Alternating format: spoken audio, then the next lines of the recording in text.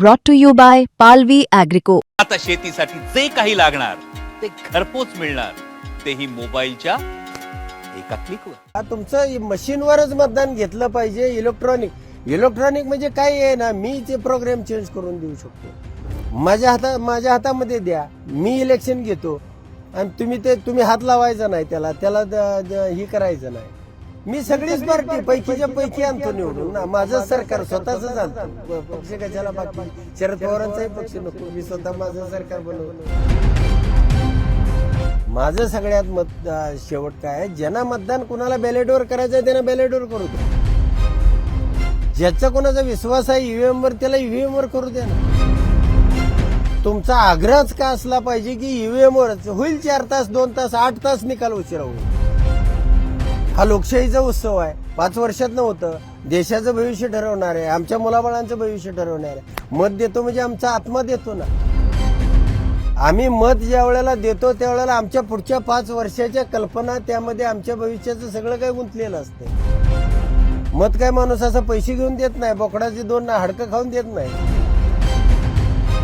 मार्कडवाडीमध्ये जो ब्लास्ट झाला तो एक अन्यायाविरुद्धचा उठाव होता.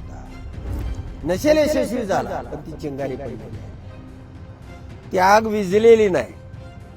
आणि तुम्हाला एक सांगतो, म्हणजे खरोखर ह्या भारतातल्या आणि ह्या महाराष्ट्रातल्या लोकांना मी तुमच्या माध्यमातून सांगतो, कमी जास्त उशीर लागेल पण पारदर्शक मतदान पद्धती येणार आणि ती आणल्याशिवाय हा उत्तमराव जानकर शांत बसणार.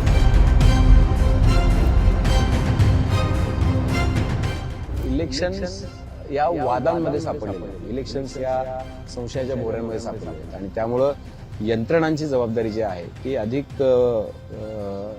ठळक आहे की असा कुठलाही डाग जो आहे तो यंत्रणांवरती कुणाकुणीही लावला जाऊ नये, यासाठी हे सगळं पारदर्शकपणे पार पाडलं गेलं पाहिजे. नमस्कार, मी अभिजित करंडे, मुंबई तकमध्ये आपल्या सर्वांचं स्वागत आहे. नागपूरमध्ये हिवाळी अधिवेशनाला सुरुवात झाली आहे. आज दुसरा दिवस आहे आणि या दुसऱ्या दिवशी सुद्धा विरोधक जे आहेत ते आक्रमकपणे सरकारच्या विरोधामध्ये शेतकऱ्यांचे प्रश्न असतील, कापसाचा भाव असेल, नोटांची बंडलं पकडली जात आहेत वेगवेगळ्या ठिकाणी आणि अंबादास दानवेंनी ट्विट केलेला व्हिडिओ असेल, या सगळ्यावरून खरं तर सरकारला धारेवर धरण्याचा प्रयत्न करतायत. पण दुसऱ्या बाजूला खरं तर महाराष्ट्राची निवडणूक झाल्यानंतर वोट चोरीचा मुद्दा जो होता तो खूप तापलेला होता. राहुल गांधींनी सुद्धा महाराष्ट्रातली उदाहरणं दिलेली होती आणि त्याच वेळेला आपल्याला कल्पना आहे की मार्कडवाडीचं उदाहरण समोर आलेलं होतं आणि त्याचं कारण असं आहे की उत्तमराव जानकरांनी तिथे एक दावा केलेला होता की त्या गावातल्या लोकांना पुन्हा एकदा मतदानाचा अधिकार बजावून बघायचा आहे, एक मॉक पोल घ्यायचा आहे की जेणेकरून या गावातून त्यांना अधिकचं मतदान पडले हे सिद्ध करायचं आहे. आता मुद्दा असा होता की त्यांचा थेट संशय जो होता तो इलेक्शन कमिशन आणि वोटिंग मशीनवरती होता. पण त्या सगळ्यानंतर राहुल गांधींनी कर्नाटकातली उदाहरणं दिली, बिहारमध्ये सरचं प्रात्यक्षिक झालं तिथली उदाहरणं दिली. पण सरते शेवटी ज्याला बिहारचा निकाल लागला त्याला लक्षात असं आलं की वोट चोरीचा कितीही प्रचार प्रसार विरोधकांनी केला तरी सुद्धा बिहारमध्ये ते नॅरेटिव्ह फेल गेलेलं आहे. आणि म्हणूनच या सगळ्याची सुरुवात ज्यांनी केली ते उत्तमराव जानकर आपल्या सोबत आहेत, राष्ट्रवादीचे आमदार आहेत. जानकर साहेब, आपलं खूप खूप स्वागत आहे. माळशिरसचे आमदार आहेत ते. बिहारच्या निवडणुकांना तर पोलखोल केली विरोधकांनी, इतका म्हणजे तुम्ही सगळ्यांनी एवढं वोट चोरी केलं पण बिहारमध्ये तर काहीच दिसलं नाही वोट चोरीचं. नाही, बिहारमध्ये जेवढी वोट चोरी झाली तेवढी देशाच्या इतर राज्यामध्ये झाली नाही. किंवा जे केंद्र सरकार सुद्धा ज्या पद्धतीने ईव्हीएम सेट करत होतं त्यांचा बिहारमध्ये अंदाज चुकला. प्रत्येक राज्यामध्ये पहिल्यांदा बीजेपीला एक मत पडावं लागतं तर दुसरं मत घेता येतं. त्यांचं जे प्रमाण आहे की 1 मत पडल्यानंतर दुसरं घ्यायचं का, 2 मतं पडल्यानंतर तिसरं घ्यायचं का, 4 मतं पडल्यानंतर 5वं घ्यायचं, तिथं त्यांचं प्रपोर्शन चुकल्यामुळं 101 पैकी 95 लोक निवडून आले. हे भारताच्या इतिहासात कधी कुणाला म्हणजे कुठंच हे घडू शकत नाही. तुम्हाला का स्ट्राईक रेटवर शंका आहे? तुम्ही इथं पण म्हणत होतात की भाजपचे एवढे लोक निवडून येऊ शकत नाहीत, 132 लोक त्यांचे निवडून आले, तर तुम्ही म्हणालात की 150 पैकी 132 कसे येऊ शकतात? नाही, असं कदापि होऊ शकत नाही. या देशामध्ये, राज्यामध्ये असं कधी घडणार नाही, घडूही शकत नाही. कारण त्याचं कारण मी त्याच्या तळाशी गेलोय, त्याच्या मुळाशी गेलोय. काय म्हणजे तुम्ही मुळाशी तळाशी गेलात? आता तुम्ही म्हणालात की मार्कडवाडीमध्ये तुम्हाला मॉकपोल करायचं होतं, प्रशासनानं परवानगी दिली नाही. मग आता कळणार कसं की मार्कडवाडीची खरंच लोक तुमच्यासोबत होती का नव्हती? तुमच्या मतदारसंघातली लोक तुमच्यासोबत होती का नव्हती, तुम्ही इलेक्शन कमिशनकडे तक्रार केली त्याच्यावर पण काही झालं नाही? नाही, पारदर्शक मतदान हा माझा अधिकार आहे आणि तो मी मिळवणारच आहे, ही सगळ्यात पहिली गोष्ट. दुसरी अशी गोष्ट आहे की जे ईव्हीएमच्याच माध्यमातून मतदान घेतलं पाहिजे आणि तरच हा देश चालतोय, तरच हे संविधान चालतंय, तरच ही लोकशाही राहते, असं काही घडायचे काही कारण नाही. ह्या 12-14 वर्षामध्ये ही ईव्हीएम आलं. ह्याच्या अगोदर आपल्या निवडणुका 60-70 वर्ष होतच होत्या. त्याच्या माध्यमातून देश चालतच होता. पंतप्रधान निवडले जात होते, मुख्यमंत्री निवडले जात होते. पण ज्यावेळेला एखाद्याच्या हातामध्ये सत्ता आल्यानंतर ते ईव्हीएमच असलं पाहिजे. आणि मग ईव्हीएम मध्ये पारदर्शकपणा आणण्यासाठी जे सुप्रीम कोर्टाने आदेश दिले की त्याच्यामध्ये व्हीव्हीपॅट लावा. मग पुन्हा व्हीव्हीपॅट अपारदर्शक कसं त्याच्यामध्ये बसवलं गेलं, तुम्हाला प्रमाण कसं त्याचं दिलं जात आहे. आणि हेच तुमच्याकडे काय पुरावा आहे की व्हीव्हीपॅट अपारदर्शक आहे? नाही, व्हीव्हीपॅट अपारदर्शक आहे. त्या व्हीव्हीपॅट मध्ये जो थर्मल प्रिंटर आहे तो आतमध्ये ठेवायची कारणच काय, त्याला तो बाहेर ठेवला पाहिजे. याच्या आधी नव्हता? याच्या अगोदरच्या 2013 पूर्वी ज्या निवडणुका झाल्या त्याच्यामध्ये असं नव्हतं की पारदर्शक काच होती, त्याच्यामध्ये लाईटच नव्हती. त्याच्यामध्ये एलईडी लाईट लावलेली आहे. नुसती एलईडी लाईट नाही लावली तर 7 सेकंदासाठी तुम्हाला ते प्रमाण दिलं जातं की तुम्ही हे बघा आणि तुमचंच चित्र आहे का. ते चित्र इकडून प्रिंट केलं जात नाही, ते प्रोजेक्टरच्या माध्यमातून त्या ठिकाणी फक्त फोकस मारून दाखवलं जातं. ती प्रिंट झटका देऊन त्याला रोलर बसवलेले आहे, त्याला मोटर बसवलेले आहे, त्याला कटर बसवलेला आहे. आणि जी प्रिंट घ्यायची आहे 3 मतानंतरची घ्यायची आहे, 4 मतानंतरची घ्यायची आहे. माझ्या मतदारसंघामध्ये एका नंतरची एक घेतली. त्यामुळं माझ्या महाराष्ट्रामध्ये माझ्या मतदारसंघामध्ये ब्लास्ट झाला. मार्कडवाडीला लोकांनी उठाव केला की असं घडू शकत नाही. कसं ब्लास्ट झालं म्हणजे तुमच्याकडे तुम्ही काय दिलं कोर्टाला की ज्याच्यामुळे असं वाटेल की बाबा तुम्हाला जास्त मतं पडायला पाहिजे होती? नाही, कसं जनरली ज्या वेळेला मी पाठीमागं मोहिते पाटील माझ्या विरोधात होते, जो उमेदवार आता होता तोही माझ्या विरोधात होता आणि त्या गावामध्ये मला 1031 मताचं लीड मिळालेलं होतं. आता मोहिते पाटीलही माझ्या बाजूला होते आणि मोहिते पाटलांना लोकसभेला 830 मताचं म्हणजे पोलिंग कमी झालं होतं म्हणून तेवढं लीड मिळालं होतं. तिसरी गोष्ट अशी की त्या गावामध्ये मला हे 1400 मताचं लीडच पाहिजे होतं आणि ते मिळणार होतं. मी 150 मतांनी मायनस राहिलो. मी निवडून आल्यानंतर म्हणजे मी काय पराभूत उमेदवार नाही तक्रार करायला किंवा काय केलं. पराभूत उमेदवाराची तक्रार समाज मन किंवा तुमची मीडिया त्याची दखल घेत नाही. पण मी तर निवडून आलेला आमदार होतो आणि मी निवडून येऊन सुद्धा आमच्या तालुक्यामध्ये कुठं टिकली वाजली नाही, कुठं गुलाल पडला नाही. ह्याचं कारण असं की एवढी 1,08,000 इतकी मतं चोरीला गेली. जे तुम्ही आता बिहारचं उदाहरण दिलं त्याच्याही पुढचं मी मशीनमधलं सांगता मग अशी राहिलो की त्या मशीनमध्ये थर्मल प्रिंटर आहे आणि हा थर्मल प्रिंटर कुठेही बाजारमध्ये, स्टोअरमध्ये, पेट्रोल पंपावर ते कुठेही चालतो. त्याच्यावरती सुद्धा म्हणजे जे वोटिंग कंपार्टमेंट आहे, don't hang any light voting compartment, म्हणजे त्याच्यावरती बल्ब सुद्धा सोडायचा नाही, कारण तुम्हाला त्यामधली चित्रे छापलेलं नाही हे दिसू शकेल. मग तुम्ही एवढं त्याला बंदिस्त का केलं? ही तर प्रत्येक तहसील कचेरीवर एक ही ठेवा ना, तुमची मशीन ठेवा, व्हीव्हीपॅट ठेवा, 500 रुपये भरा आणि कुणीही चेक करा. ज्या वेळेला तुम्ही त्याच्यामध्ये प्रोग्राम लोड करता, त्याच्यामध्ये मेमरी चिप लोड करता, त्यावेळेला त्या मेमरीमध्ये काय आहे, ह्या मेमरीमध्ये हे 1 आणि 1 2च असलं पाहिजे. ते 3 किंवा 5 असता कामा नये. माझ्याकडे एक कॅल्क्युलेटर आहे, मी त्याचा प्रोग्राम बदलला की ते तुम्ही 1 दाबलं की ते 2 दाखवतंय, तुम्ही 4 दाबलं की ते 5 दाखवतंय, कारण मी त्याचा प्रोग्राम चेंज केला. मी आता आणलं नाही गाडीमध्ये. पण तसं याच्यामध्ये तुमचा प्रोग्राम काय आहे हे तुम्ही राष्ट्रीय पक्षालाही दाखवलं पाहिजे आणि त्या उमेदवाराला सुद्धा दिलं पाहिजे. ते आमच्या मोबाईलवर डिस्प्ले केला पाहिजे, स्क्रीनवर केला पाहिजे, आमच्या लॅपटॉपवर केला पाहिजे आणि आम्हाला दाखवलं पाहिजे की ह्याच्यामध्ये हे काय नाही. तुम्हाला असं का वाटतं की जे मशीन आहे ते काय अपारदर्शक ठेवण्यासाठी म्हणून तुम्ही म्हणताय की 2014च्या आधी त्यात लाईट नव्हती, 2014च्या आधी त्यात काय कलर प्रिंटर नव्हता? नाही, थर्मल थर्मल प्रिंटर प्रिंटर नव्हतं. थर्मल प्रिंटर पण होतं. हा प्रिंटर तर बाहेर ठेवलं, त्याच्यासाठी एवढा बॉक्स बंदिस्त करायची गरज काय? थर्मल प्रिंटर आमच्या हाताने चिठ्ठी तुटून पडेल त्यावेळेला आम्ही त्या ड्रॉप बॉक्स मध्ये घालू. तो जो व्हीव्हीपॅट आहे तो मोकळा बॉक्स ठेवा ना, ते प्रिंटरच आहे तो. आम्ही बॅलेट युनिट दाबलं की तो प्रिंट करणार आहे. पण आता बॅलेट युनिट नंतर त्याची जी पुढची कमांड आहे ती कंट्रोल युनिटला जाते. कंट्रोल नाही, आता पूर्वी कसं होतं त्यावेळेला, पूर्वी बॅलेट युनिटनं ते कंट्रोल युनिटला जायचं, BU to CU direct connect. म्हणजे जिथं बटन दाबलं त्याची दुसरी ऑर्डर जायची ती कंट्रोल ती युनिटला जिथं जायची. ऑफिसर बसलेला असतो तिथं तिथं कमांड जायचं. जाणार कमांड. आणि ते त्याच्या मेमरीमध्ये सेव्ह करणार. मेमरीमध्ये अजून त्याला चेकसम पाहिजे होता की ती एकदा सेव्ह झाली तर ती काढता येत नाही, मेमरीमधली बदलता येत नाही, कारण त्या पुन्हा CU ला सुद्धा चेकसम नाही. आणि मग हे CU ह्याला कमांड द्यायचं व्हीव्हीपॅटला की माझ्याकडे एक मत आलेलं आहे घड्याळाचं, तू घड्याळाची चिठ्ठी छाप.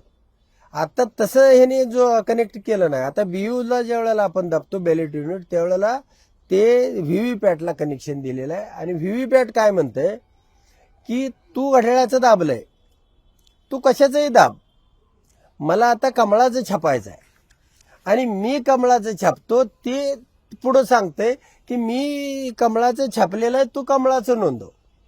तुम्हाला असं म्हणायचंय की त्यांनी प्रोग्राम बदलला, BU to CU होतं ते चेंज केलं. हा, हे चेंज केलं सगळं आणि ते तुम्हाला आणि आक्षेप ते आहे तुमचा. ताब्यामध्ये ठेवलेलं आहे. हे कुणालाही दाखवलं जात नाही. तुम्ही जे राजकीय पक्षांना आव्हान, ते काय माझ्यासारख्या सामान्य माणसाला आव्हान केलं नव्हतं, राजकीय पक्षांना आव्हान केलं तुम्ही. पण तुम्हाला हे काय सांगितलं केलं? कोणी की असं झालेलं आहे, BU to CU जात नाही आता, BU to CU न जाता तर ते डायरेक्ट कमांड ते समोर आहे. त्यांचं जे हे आहे इलेक्शन कमिशनचं मॅन्युअल आहे त्याच्यामध्ये ते पिक्चर असतं. अच्छा, मग तुम्ही त्याची खातरजमा केली का इलेक्शन कमिशनच्या लोकांसोबत? नाही, इलेक्शन कमिशनला मी 10 महिन्यापूर्वी माझा राजीनामाही दिला. 1,75,000 लोकांच्या सह्या करून दिलं. काय सह्या? म्हणजे मला 1,21,000 मतं पडलेली होती. 500 रुपयाच्या स्टॅम्पवरती अफिडेव्हिट करून 1,75,000 मतदारांच्या मी सह्या करून दिल्या की आमच्या तालुक्यामध्ये आम्ही यांना एवढी मतं दिलेले जाण करणार. अशी 1,75,000 लोकांनी तुम्हाला सह्या दिल्या. त्या इलेक्शन कमिशनला मी दिल्या आणि इलेक्शन कमिशनला हे सांगितलं की तुम्ही त्याचं व्हेरीफाय करा. ह्या लोकांची जी शंका, इलेक्शन कमिशनला केसा एवढा, इलेक्शन कमिशन हा निपक्षच असला पाहिजे. मी एकटाच नाही, माधव देशपांडे सारख्या संगणक तज्ज्ञानं ज्याचं अमेरिकेबरोबर गेली 40 वर्ष काम केलेलं आहे. दिलीप पाटलासारखा ऍपलचा जो मोबाईलचा जनक आहे, ज्यानं ऍपल मोबाईलची सगळं असेंबल करतो, त्याचं प्रोग्रॅमिंग करतो, त्याचं सगळं हे करतो, त्यांनी सांगितलं ह्याच्यामध्ये. आणि अनेक लोकांनी अजून सांगितलं की ही मशीन ही पारदर्शक असू शकत नाही, ही मशीन पूर्णपणे अपारदर्शक आहे. याच पलीकडं ह्या संगणक तज्ज्ञांनी इलेक्शन कमिशनला किमान माहिती अधिकारामध्ये 40 पेक्षा अधिकचे अर्ज केलेले आहेत. तर एकाचंही उत्तर इलेक्शन कमिशन देत नाही. माझ्यासारखा मार्केटवाडीचा ब्लास्ट किमान ते दिल्लीपर्यंत पोहोचला असेल, पंतप्रधानानं सुद्धा त्याची दखल घेतली असेल, पण इलेक्शन कमिशन त्याची दखल घेत नाही. तो एखादं पथक माळशिरसमध्ये पाठवत नाही, एखाद्या बूथवर जाऊन तुमचं काय अडचण आहे, नुसतं ते मार्केटवाडीलाच झालं असं नाही. धानोऱ्यामध्ये जिथं मला 900 मतं पडली होती, 1206 लोकांनी हात वर करून पटांगणामध्ये आले एका ग्राउंडच्या, म्हणजे मारुती मंदिराचं पटांगण आहे, आणि आमचे हात मोजा, तुमचे पत्रकार आले होते TV9चे ह्याचे, हात मोजून दाखवलं की आम्ही 1206 लोकांनी मत टाकलंय. अजून काही गावाला गेले असतील 25-25 जण, पण जर 900 मतं मला जर त्या पेटीमध्ये पडली असतील, 1206 लोक जर हात वर करून दाखवत असतील, तर ह्याची दखल इलेक्शन कमिशननं घ्यायला नको आहे. दबावामुळे करत नसतील कशावरून असे हातवर, किंवा तुम्हाला ज्या सह्या दिल्या त्या खऱ्या कशा मानायच्या की त्यांनी इलेक्शन मध्ये मत दिलं आणि नाही, म्हणून मी माझं मत काय आहे त्याला, तुमचं मशीनवरच मतदान घेतलं पाहिजे. इलेक्ट्रॉनिक म्हणजे काय आहे ना, मी ते प्रोग्राम चेंज करून देऊ शकतो. माझ्या हातामध्ये द्या, मी इलेक्शन घेतो आणि तुम्ही हात लावायचा नाही, त्याला ही करायचं नाही. मी सगळीच पार्टी पैकीच्या पैकी आणतो निवडून ना, माझं सरकार स्वतःच आणतो. पक्ष कशाला, बाकी शरद पवारांचाही पक्ष नको, मी स्वतः माझं सरकार बनवतो. अडचण काय आहे, माझ्याच ताब्यामध्ये दिलं. ही बेल कंपनी असेल, ECI असेल, ही सरकारचीच कंपनी आहे आणि हे डिझाईन करते. हे डिझाईन केल्यानंतर ह्या बेलची इंजिनियर मी परवाच्या तुमच्या नगरपालिका इलेक्शनमध्ये मी त्या मशीन लावू दिल्या नाही. हैदराबादनं स्पेशल विमानानं कलेक्टरना तो इंजिनियर बोलावा लागला. त्याचं नाव सांगतो, मुर्मू रावली म्हणून एक मॅडम होत्या, मुलगी होती. तिला ते प्रोग्राम मी टेस्ट करायला लावला. 28 तारखेला आली होती. 28 तारखेला आमचं सिलिंग आणि कमिशनिंग होतं आणि मी त्यांना सांगितलं मला 2 तारीख लावा आणि इलेक्शनची तारीख होती 3. 2 तारखेला आम्ही 1000 मतं पोल केली आणि निकालाची डेट लावा म्हणलं. म्हणजे मी मतदानाची तारीख लावून घेतली 2 डिसेंबर आणि ह्याची मतदानाची तारीख आणि 3 डिसेंबर निकालाची. त्या सेट करून मी त्याच्यामध्ये ट्रायल घेतल्या, त्या बरोबर होत्या. पण आता निकालच ते 21 तारखेला ह्याने ठेवलाय.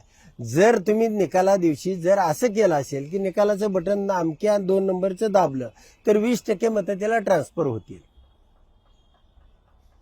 तर आता हेच पडताळणी करायची कशाच्या माध्यमातून. माझं सगळ्यात मत शेवट काय आहे, ज्यांना मतदान कुणाला बॅलेटवर करायचं आहे त्यांना बॅलेटवर करू द्या. ज्याचा कोणाचा विश्वास आहे ईव्हीएम वर त्याला ईव्हीएम वर करू द्या ना. तुमचा आग्रहच का असला पाहिजे की ईव्हीएम वरच होईल 4 तास 2 तास 8 तास निकाल उशिरा होईल.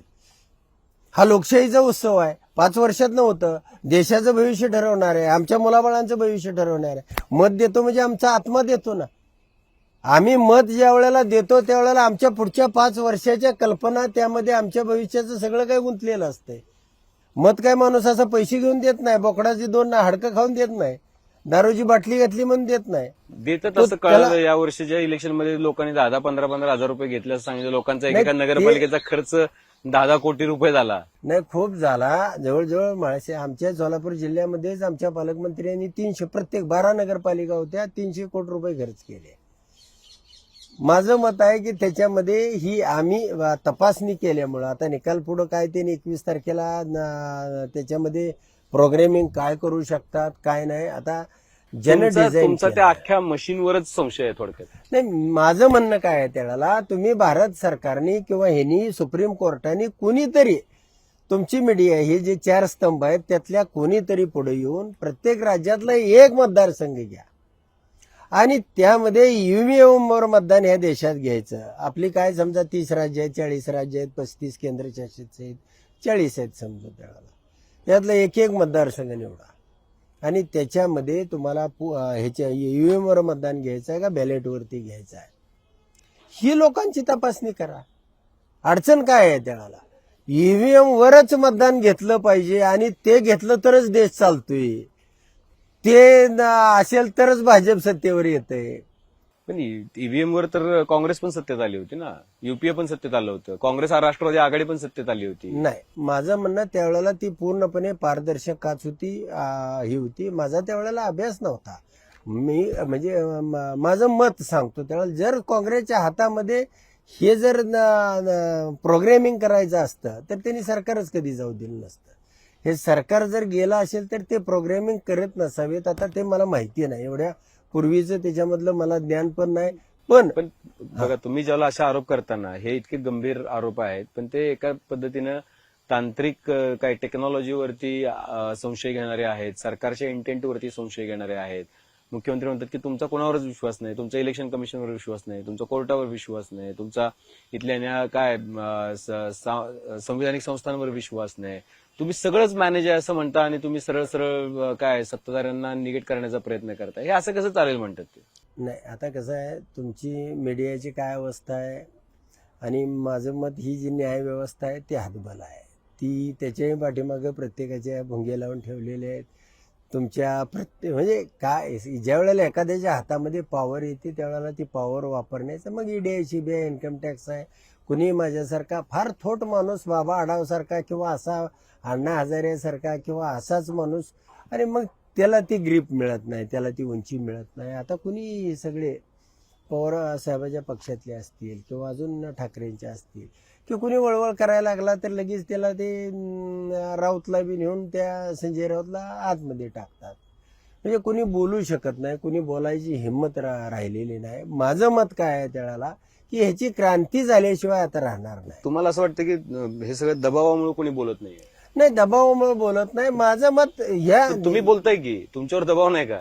नाही मलाही माझंही ते आमदारकी रद्द करायची प्रक्रिया ज्या 111 इलेक्शन पिटिशन दाखल झालेले आहेत जे आक्रोश करून न्याय मागतायत की या निवडणुकीमध्ये माझा पराभव झालाय 10 महिन्यापूर्वी 12 महिन्यापूर्वी जे माझ्या विरोधातला जो संकल्प डोळस आहे तो उमेदवारच नाही तो निवडणुकीला उभाच नव्हता त्याने पिटिशन केले ती चालवतंय सरकार रोज डे टू डे चालवा या महिन्यामध्ये चालवा तारखा द्या गडकरी म्हणून कोर्ट आहेत त्यांच्याकडे ते चालवलं पाहिजे अगदी अशा सगळ्या हायकोर्टामध्ये सुद्धा त्याची चर्चा होती वकिलामध्ये चर्चा होते की बाबा अशा पद्धतीनं ही म्हणजे न्याय व्यवस्था ही कशी सरकारच्या माध्यमातून पळते काय केलं जात आहे तुम्ही न्याय द्यायचा तर हे 111 लोकांना द्यायला पाहिजे हे इलेक्शन पिटिशनचे डिसिजन घेतलं पाहिजे ते चालवायला तुम्हाला अजिबात त्याला एक सुद्धा तारीख दिली नाही एक पण नाही. आणि उत्तमराव जानकर निवडून आलाय म्हणून त्याच्या विरोधामध्ये त्याची आमदारकी रद्द करण्यासाठी तुम्हाला एवढी घाई का आणि त्याच्याही पुढे सांगतो त्यावेळेला मी आमदार असलो काय नसलो काय मी त्याच्यासाठी घाबरत नाही एखादा उत्तम जानकर असतो म्हणजे सगळेच उत्तम जानकर असतात असं होत नाही मार्कडवाडीमध्ये जो ब्लास्ट झाला तो एक अन्यायाविरुद्धचा उठाव होता नशेल यशस्वी झाला पण ती चिंगारी पडलेली आहे ती आग विझलेली नाही आणि तुम्हाला एक सांगतो म्हणजे खरोखर ह्या भारतातल्या आणि ह्या महाराष्ट्रातल्या लोकांना मी तुमच्या माध्यमातून सांगतो कमी जास्त उशीर लागेल पण पारदर्शक मतदान पद्धती येणार आणि ती आणल्याशिवाय हा उत्तमराव जानकर शांत बसणार तुमच्याकडे असं काय उदाहरण आहे की तुम्हाला असं वाटतंय की याच्यामध्ये मशीन किंवा ते जे व्हीव्हीपॅट आहे ते अपारदर्शक असल्याचा लोकांना पटवून देता येईल असं काय उदाहरण आहे नाही माझ्याकडे व्हिडिओ आहेत म्हणजे प्रत्यक्ष मतदानातले व्हिडिओ आहेत माझे स्वतःचे आहेत की तुम्ही कसं काय प्रोजेक्टरच्या केलं ते तर अलाउड नाही ना प्रोजेक्टरच्या मध्ये फेसबुकला लोड आहेत बिहारमधले लोड आहेत त्यावेळेला ज्या तेजस्वी यादवच्या मतदारसंघामधले सेन्सर आलं तरच त्याच्यावरती चित्र दिसतंय हात बाजूला गेला की चित्र निघून जातंय त्याला कटर आणि रोलर मोटरे टाकलेत की जे खटकिरणं उडून पुन्हा मागे रिव्हर्स घेतलं जातंय मग एवढं बंदिस्त ठेवून याला एवढं ते दाखवलं का जात नाही ते बाजारात का मांडलं जात नाही ते सामान्याला का दाखवलं जात नाही मी इलेक्शन कमिशनकडे बी गेलो होतो व्हीव्हीपॅट कुठे ठेवलं जातं इथं मशीन आहे समजा व्हीव्हीपॅट कुठं असतं त्याच्याच बाजूला असतं बंदिस्त असतं नाही बंदिस्त नाही त्या खोक्याच्या आतमध्येच असतं व्हीव्हीपॅट इकडे बटन दाबलं की तुम्हाला व्हीव्हीपॅट वर बघता शेजारीच दिसतं ना आता हा, आपण शेजारीच सगळेच दिसतं, म्हणतो हो. मग ते काय ते सगळ्यांना ओपनच आहे ना बघायला ओपन आहे पण प्रोजेक्टरच्या माध्यमातून त्याच्यावरती लाईट पाडून जे मत घ्यायचं आहे त्याचं प्रोजेक्टरच्या माध्यमातून लाईट पाडून दाखवली जाते आता ही उन्हामुळे तुम्हाला इथे दिसणार माहित नाही मला कदाचित तुम्ही व्हिडिओ पाठवा तो आपण विंडो मध्ये दाखवू तो हा तुम्हाला मी व्हिडिओ पाठवतो किंवा इथे एक व्हिडिओ दाखवतो की सेन्सरच्या माध्यमातून ह्याचं कशा पद्धतीनं हे होतंय ह्याचं मत कसं येतंय याच्यामध्ये दिसत असेल झूम करून जरा बघा जर हात कमी जास्त झाला तरच त्याचं हे येतंय नाहीतर ते येत नाही त्याच्या अगोदर जी महिला त्याच्या पुढे उभं राहत नाही लांबून व्हिडिओ काढते ह्याच्यामध्ये हात त्याचा बाजूला आला तरच त्याच्यावरती पिक्चर येत आहे हा बिहारचा आहे तेजस्वी आणि ज्या वेळेला त्याची हे पडतं त्याच सेकंदाला लाईट घालवली जाते तुम्ही याची तक्रार केली नाही ह्याची तक्रार मी माझ्या राजीनामा दिलेल्याची माझे कॉग्निजन्स घेत नाही इकडे हायकोर्टामध्ये चालवते मी राजीनामाच देऊन आलोय की माझी बॅलेटवर मतदान घेणार असेल तर हा राजीनामा सभापतीकडे पाठवा आणि मंजूर करा मी लिखी देऊन आलोय किंवा इलेक्शन कमिशननं स्वतः इलेक्शन कमिशनला अधिकार आहेतच ना त्याच्यामध्ये उत्तर नाही म्हणजे मीच नाही अनेक लोकांनी माधव देशपांडे असेल दिलीप पाटील असेल अनेक संगणक तज्ज्ञांनी ह्याच्यामध्ये हे केलेलं आहे आणि इलेक्शन ज्या वेळेला ही झाली प्रक्रिया मतचोरीची मी सांगतो बिहारमध्ये त्यांनी 80% जागा चोरल्या किमान तेजस्वी यादव सुद्धा एवढं म्हणत नाहीत नाही तेजस्वी यादवना माहिती नाही ना त्यांची भेट माझी झाल्यावर मी सांगेन त्यांना त्यांना माहिती नाही कालची निवडणूक सुद्धा म्हणजे किती दहशत असावी किती पैसा असावा किती सरकारी ह्याचं अकलूजच्या सभेमध्ये पालकमंत्री आले आणि निवडणुका कोणाकोणाच्यात आहेत सरकारी पक्षातच आहेत कसं बाण विरुद्ध घड्याळ घड्याळ विरुद्ध कमळ काय निवडणूक आहे? दुसऱ्याला फॉर्मच भरू देत नाही तुम्ही. ती एक बाई 75 वर्षातनं त्या गावा त्या अनगर तो पट्टा आहे काय तो देशामधला नाही, तो देशाच्या बाहेरचा आहे, वेगळं स्वतंत्र राज्य आहे. ते QRT पथकाच्या नळ्या लावून त्या बाईला न्यावं लागलं. तिची मुलाखत तुम्ही घेतली होती त्यावेळेला. आणि त्या बाईला 3 वर्षापूर्वी हद्दपार केला. अरे हा हद्दपारीचा निर्णय म्हणजे हा सुप्रीम कोर्टाचा निर्णय. तिथल्या पाटलांनी सांगितलं तो हद्दपार आहे, इथं गावात राहायचं नाही. त्याच्या विरोधात न्याय ना हायकोर्ट, ह्या देशातल्या कुठल्याही संस्थेमध्ये तिला न्याय नाही. कुणी ना सरकार न्याय देऊ शकलंय, ना हायकोर्ट देऊ शकलंय, ना कुणीही न्याय देऊ शकत नाही. तिची पॉवरच एवढी आहे की तुम्ही तिथं त्यांच्या जे दिल तो न्याय. तर ते काय तुमच्या पक्षात होते आधी, नंतर मग ते अजित पवारांच्या पक्षात गेले. त्यांना सत्ता पक्ष हा त्यांचा पक्ष असतो, सत्ता पक्ष त्यांना असला पाहिजे म्हणून ते त्या पक्षामध्ये नंबर 1चा तो विषय झाला.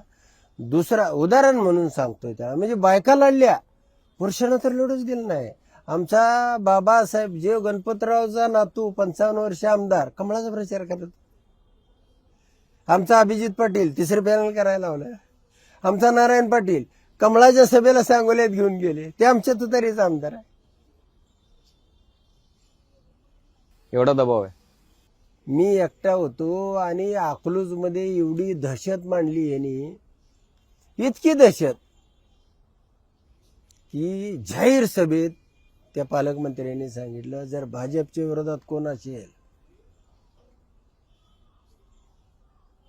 मतदार असो ना तर प्रचारक असो, त्याची नुसती एवढी चिठ्ठी पाठवा मला. बर काय करणार? पोलीस स्टेशनला जाऊ नका, त्याचा थेट कार्यक्रम लावतो. जशी ती आरची परशाला सांगते मी थेट ही शेतात रस्ता जातोय, तसा थेट मानच्या खोऱ्यात, म्हणजे त्यांचं मानचं खोर आहे तिकडं, ते तर पैलवान त्यांचं ते साम्राज्य आहे. थेट मानच्या खोऱ्यात कार्यक्रम लावतो. जयकुमार गोरे म्हणाले. जयकुमार गोरे थेट कार्यक्रम लावतो. आता कुठं लावणार आहे हे कार्यक्रम? पोलीस स्टेशनला सुद्धा जायचं नाही. ह्या गोरेकडे ती पॉवर आहे, म्हणजे मंत्र्यामध्ये किती पॉवर आली असेल त्याला. भाजपच्या विरोधामध्ये कुणीही असू द्या, त्याची चिठ्ठी पाठवा मला. काय हिंमत असेल? ह्या राज्यामध्ये ही बी आहे. आणि कशा निवडणुका तुम्ही ह्याच्यामध्ये निवडणूक कुणाला लढवूच दिली नाही. फॉर्म भरायचे 12च्या 12 नगराध्यक्ष हे भाजपचेच असले पाहिजे. उद्या असं होणी मोदींचा एक पक्ष आणि अमित शहाचा एक पक्ष, एक उभं कमळ एक आडवं कमळ, दोन्ही पक्षाच्या तिसऱ्या कुठं मतच टाकायचं नाही. जे कोणी तुम्हाला स्पेस नाही असं म्हणायचं. तुम्हाला कोणी अडवलंय प्रचार करायला? तुम्हाला कोणी अडवलंय तुमच्या यंत्रणा राबवायला? सगळे यंत्रणा, पोलीस, कलेक्टर हातबल आहे, SP हातबल आहे, सगळे यंत्रणा हातबल आहेत, निवडणूक अधिकारी हातबल आहे. जे त्यांना पाहिजे ते सगळं पैसे वाटायचे यंत्रणा, पोलीस गाड्या पुढे एक मागे एक आणि मध्ये त्यांची गाडी पैसे वाटायला. हे तुम्ही आता तुम्ही तक्रार करायची ना पैसे वाटताना. तुम्हाला कोणाकडे तक्रार? पोलीसच वाटते तक्रार, कोणाकडे करतात? पोलिसांनी यंत्रणावरच तुम्ही गंभीर आरोप करताय. मग SP-कडे तक्रार करायची.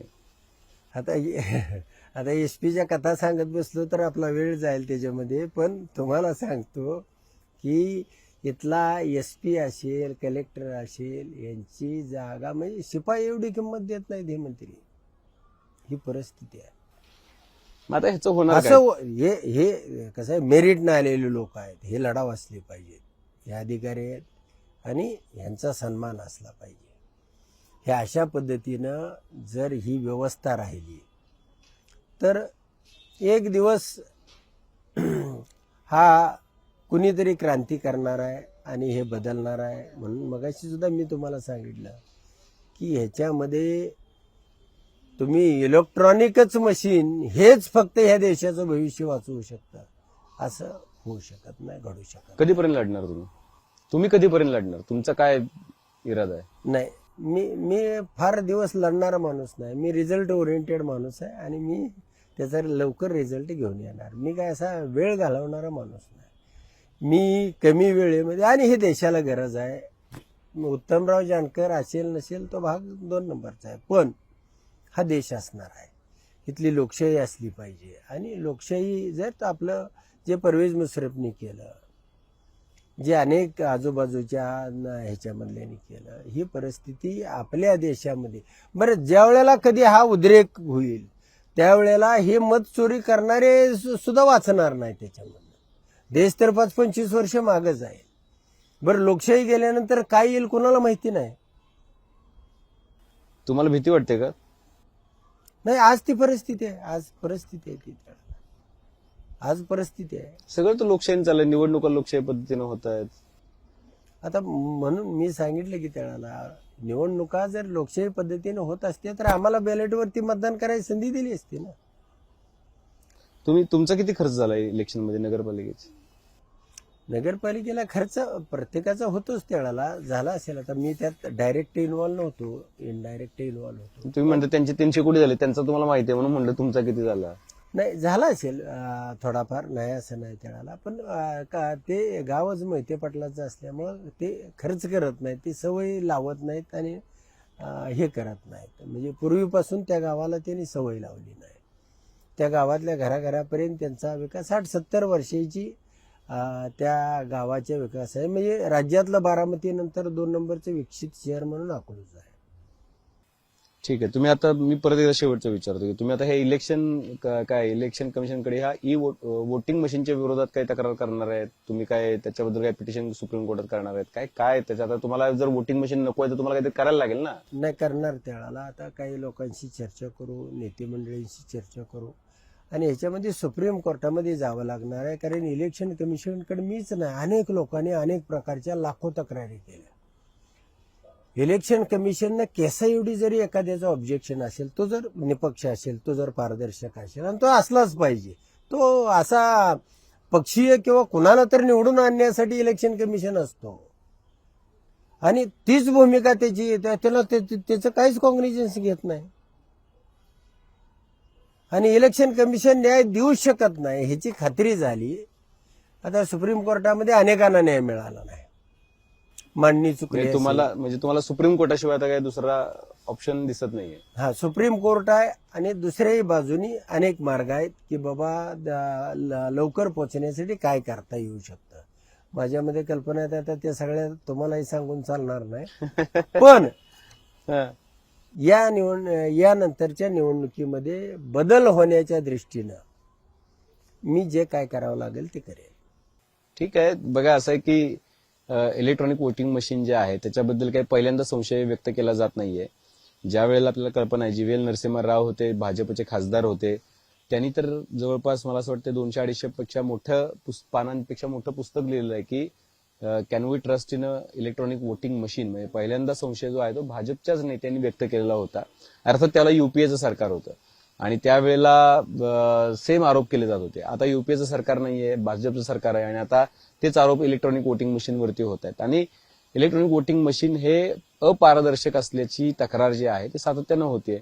अर्थात त्याला कुठला काय म्हणतात ठोस आपण त्याला दाखला देऊ शकत नाही, कारण आपल्या समोर काही इलेक्ट्रॉनिक वोटिंग मशीन नाहीये. जानकर साहेबांनी जे आरोप केलेले आहेत त्या आरोपांचं खंडन किंवा त्या आरोपांचं जे काही म्हणणं आहे त्यांचं, ते त्यांना इलेक्शन कमिशन समोर मांडावं लागेल आणि तिथं खऱ्या अर्थानं या सगळ्या गोष्टी क्लिअर होतील. पण निश्चितपणे इलेक्शन्स या वादांमध्ये सापडलेले आहेत, इलेक्शन्स या संशयाच्या भोवऱ्यांमध्ये सापडलेले आहेत आणि त्यामुळं यंत्रणांची जबाबदारी जी आहे ती अधिक ठळक आहे की असा कुठलाही डाग जो आहे तो यंत्रणांवरती कुणाकुणीही लावला जाऊ नये, यासाठी हे सगळं पारदर्शकपणे पार पाडलं गेलं पाहिजे. तुमची काही मतं असतील तर ते निश्चितपणे नोंदवा. बेल आयकॉनवरती क्लिक केलं तर अपडेट्स मिळत जातील आणि सर्वात महत्त्वाचं म्हणजे मुंबई तकचे युट्यूब चॅनल सबस्क्राईब करायला विसरू नका. जानकर साहेब, तुम्ही मुंबई तकशी बोला तर मनापासून आभार. पाहत राहा मुंबई.